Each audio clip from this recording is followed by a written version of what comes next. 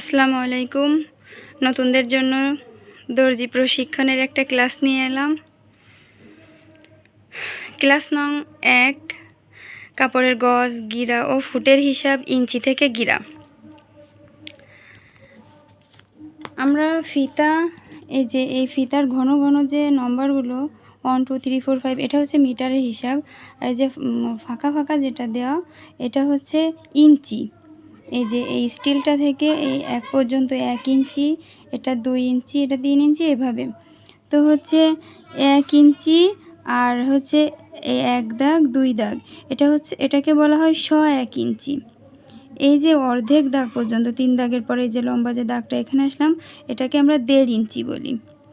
এরপর হচ্ছে 2 ইঞ্চি, এরপর হচ্ছে 2 ইঞ্চির পরে 1 দাগ 2 দাগ, এই 2 দাগে হচ্ছে আমরা 2 ইঞ্চি বলি। তো এখানে 1 গিরা সমান 1 গিরা 2 ইঞ্চি। এই যে 2 ইঞ্চি মানে হচ্ছে এই যে 2 ইঞ্চি,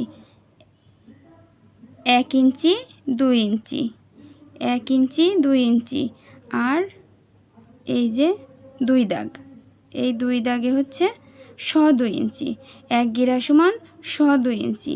আমরা যদি এই 2 ইঞ্চিটা চিনতে পারি, তাহলে বুঝতে পারি, তাহলে হচ্ছে আমরা প্রত্যেকটা গিরার হিসাব, প্রত্যেকটা গিরা থেকে তারপর হচ্ছে গজ হিসাব আমরা বুঝতে পারবো। এবার হচ্ছে 1 গিরা সমান 2 ইঞ্চি। 2 ইঞ্চিটা আমরা বুঝলাম 1 ইঞ্চি 2 ইঞ্চি এবং হচ্ছে এই 2 দাগ, এটা হচ্ছে 2 ইঞ্চি।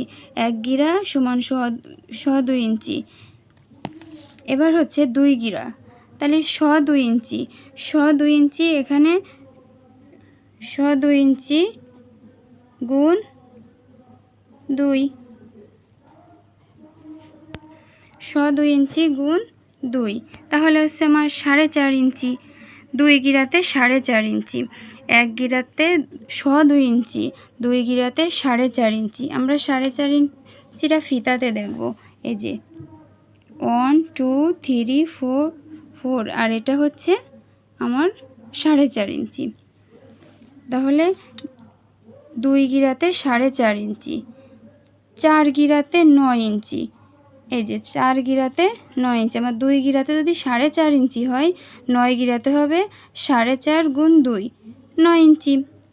8 গিরাতে হবে 18 ইঞ্চি, 8 গিরাতে হবে 18 ইঞ্চি, কারণ 9 ইঞ্চিতে হচ্ছে 4 গিরা, 9 দুগুণ 18, 18 ইঞ্চিতে হচ্ছে 8 গিরা।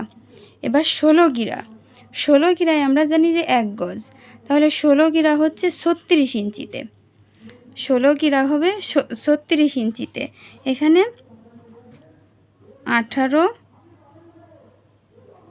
গুণ 2,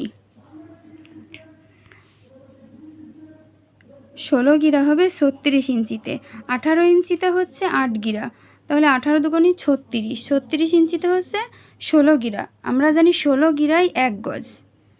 তো এভাবে আমাদের গজ কাপড়ের হিসাব করতে হবে। আমরা ফিতার হিসাব, ফিতার এই কাপড়ের গজ, গিরা, ফুটের হিসাব, ইঞ্চি থেকে গিরা, এগুলো না জানলে আমরা কখনোই দর্জি কাজ শিখতে পারবো না। যতই আমরা ইউটিউব থেকে ভিডিও দেখি, কাপড় কাটা শিখি, আমরা এই ফিতার হিসাব, ইঞ্চি, গিরা, গজ, এগুলো না জানলে আমরা কখনোই দর্জি কাজ শিখতে পারবো না। ধন্যবাদ সবাইকে।